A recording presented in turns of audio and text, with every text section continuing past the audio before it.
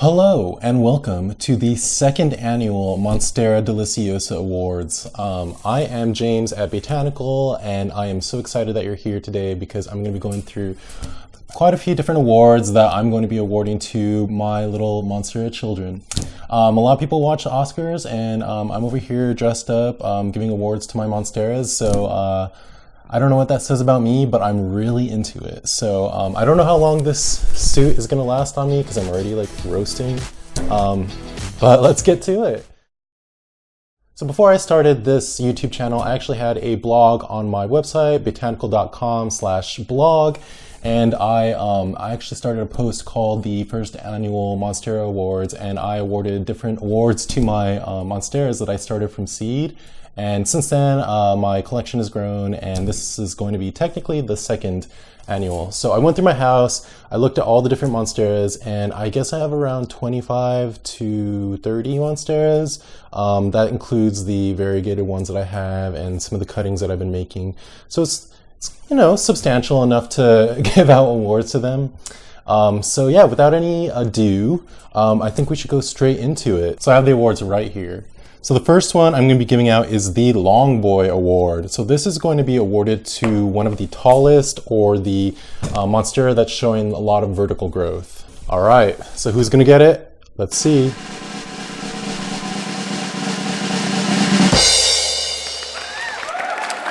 And it is going to be awarded to this one right here. So this is the Long Boy Award recipient. This plant is actually 2 years old and 5 months, and I grew it from seed, and it's doing very, very well. You can tell it's really tall actually, and I should probably stake it much better. Right now I'm just using kind of a cheap little dowel. That's not going to really cut it, but it's doing the trick right now. I know a lot of people use moss poles, and they love moss poles.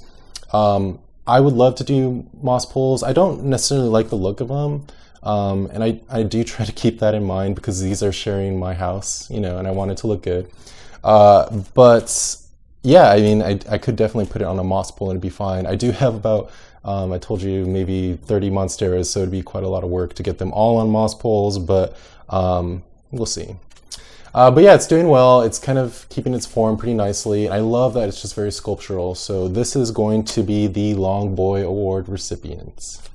All right, let's move on to the next ones. Okay, so clearly this suit jacket is like a little too short on me. We're just gonna deal with it. This is Long Boy Problems also right here. So the next award I'm going to give out is the most likely to be called last in gym class. All right, so that is going to be awarded to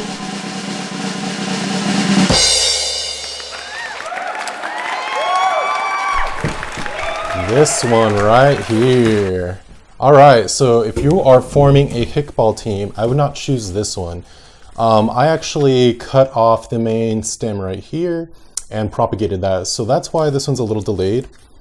In addition to that, it looks very thirsty, so you're gonna have some kind of limp leaves. That's another way to tell if your Monstera is thirsty. If you look at the leaves and they start kind of curling in, that's a good indication. Not always, sometimes they'll do that anyway. You can also look at the stems and you'll see that they're a little limp. But overall, it's still very healthy. You can tell I chopped it right here. And out of the side of that node, an entire new branch came out. So it recovered quite nicely. It's just a little behind all the others. So actually it'd probably be fine on your kickball team. You can tell that there's a new branch right here, or a new leaf, and there is a leaf unfurling, so that's really pretty. So yeah, even though it's a little on the weaker side, I still love it just the same. So that is the recipient of the most likely to be called last in gym class award. Isn't it cute? All right, so the next one up is the most likely to ghost you award. All right, so who's it gonna be?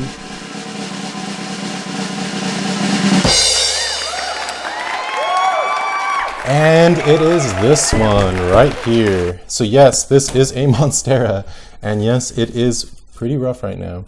This came from this is a cutting from my mother variegated elbow Monstera deliciosa.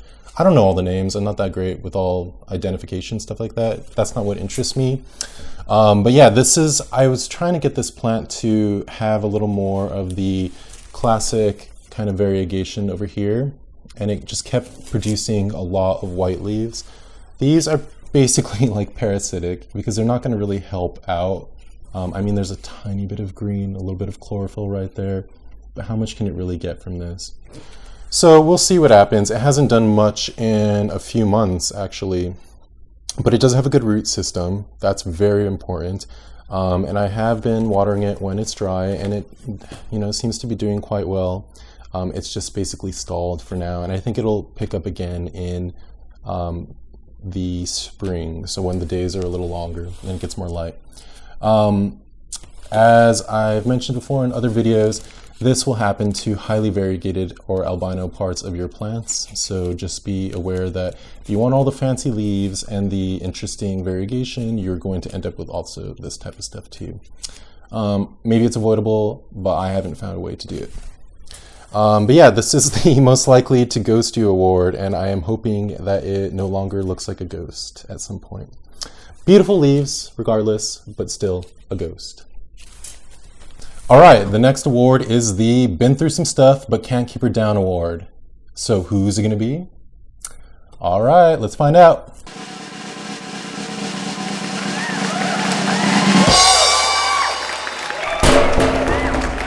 And it's actually going to be the mother plant of the cutting I just kind of gave an award to. So this is the recipient of the Been Through Some Stuff But Can't Keep Her Down award.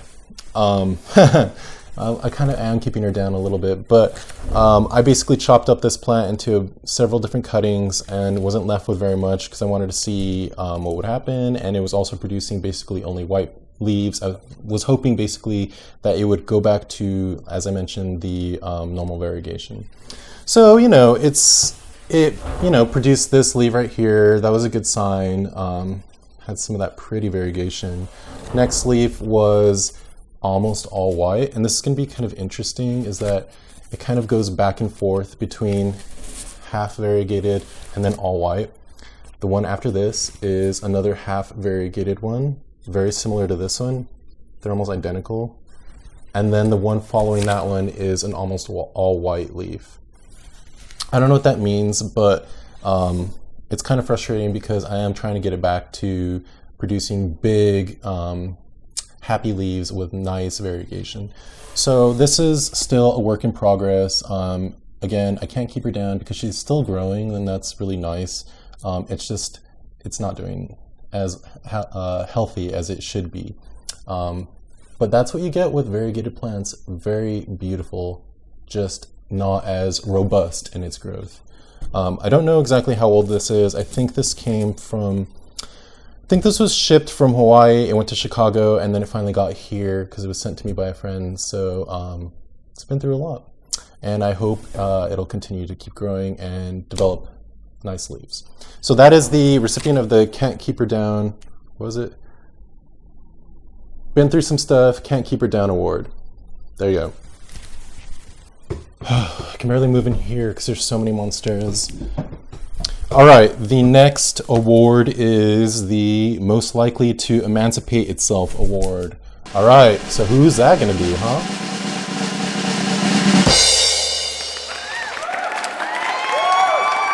And the award goes to this one right here, and I will tell you why.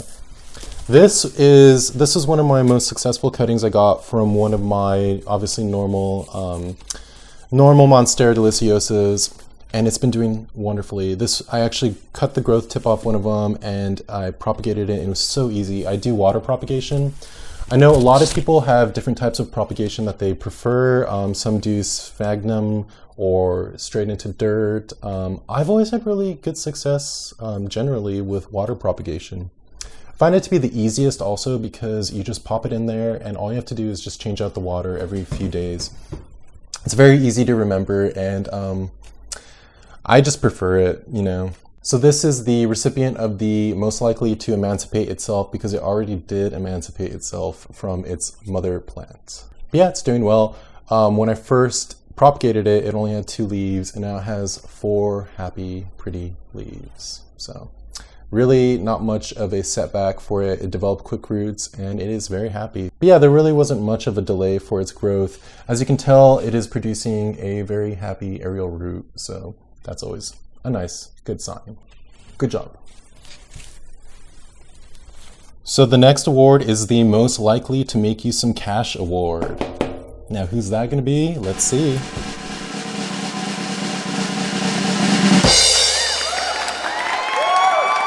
And it goes to one of my Monstera deliciosa Thai constellation cuttings. I get a lot of messages. In my previous videos, I propagated quite a few of my Monstera deliciosa Thai constellations. They've all been doing pretty well, actually, and they're putting out new leaves. But I do get a lot of messages about, hey, how much would it be to buy them or whatever. And I haven't really pursued any of that because I just like keeping them for myself right now. If I do have more in the future, I'll definitely think about that. But overall, I've been keeping them, or for trades for other plants that I really like. But yeah, if you have any other rare aeroids, come talk to me. But other than that, this has been doing really well. It had quite an extensive root system, so that's why it's in a larger pot. I don't remember how this jade got in here. Just things like that happen here. But yeah, it's doing quite well. So if I ever was to sell it, you guys will be the first to know. Anything else that I can tell about this plant? The prices for these plants are kind of ridiculous.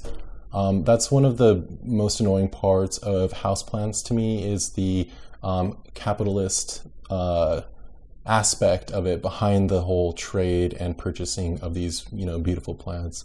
There's no reason why these plants should be more than $100, for example. It's just ridiculous, but that's what they're going for. So it's disappointing to see the plant community kind of go down that way, but it was kind of inevitable as more people got involved in it, and there kind of became more of a collector mentality than a grower mentality. I could go into that so much, and because I have so many issues with it, but I will not bore you, especially at an award ceremony. So yeah, that is the most likely to make you some cash award. So maybe one day it will make me some cash. Within reason. So another problem about having so many Monsteras is that I get them confused a lot. So I may be awarding one of the Monsteras 2 awards, but we'll find out.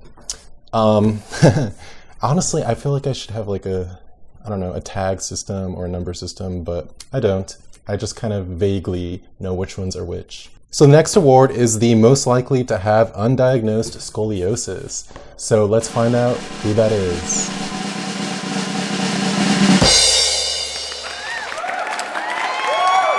And the award for having undiagnosed scoliosis goes to this one right here. And as you can tell, I gave it this one because it is growing quite kind of spirally, and it is going to the side. Again, a nice moss pole or another stake would be very helpful right now. The way I usually stake them, and I will probably improve this one, is I'll either use like a bamboo stake or a dowel or something. So I've been using these kind of little Velcro plant wrap thingies, and they're so helpful. They're so easy. They're so easy also.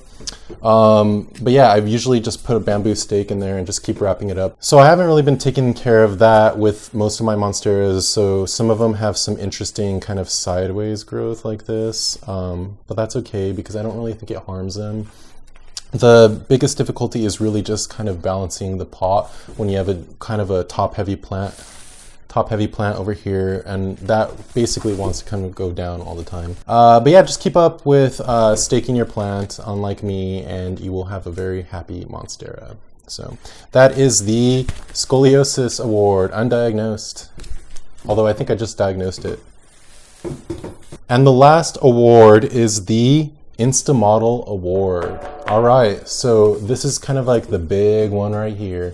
Who's this going to go to? Think of this like the best picture or best director. I don't know. This award will go to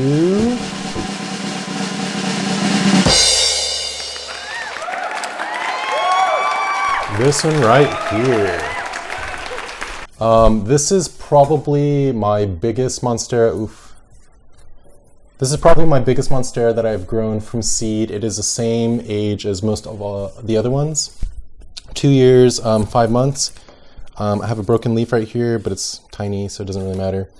It's doing obviously very well. I've used this in some of my pictures on Instagram because of the size of it. It's really quite nice and grand. The leaf is beautiful. It has 3 enormous leaves up here for an indoor Monstera. Those are pretty nice.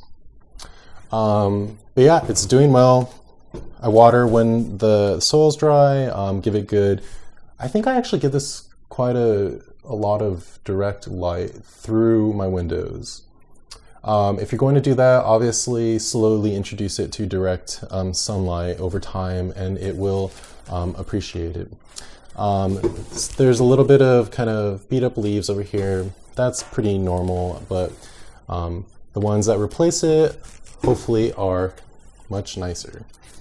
So that basically concludes the second annual Monstera Awards.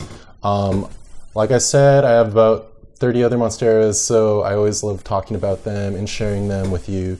If you have any questions, put them in the comments below and I will try my best to get to them.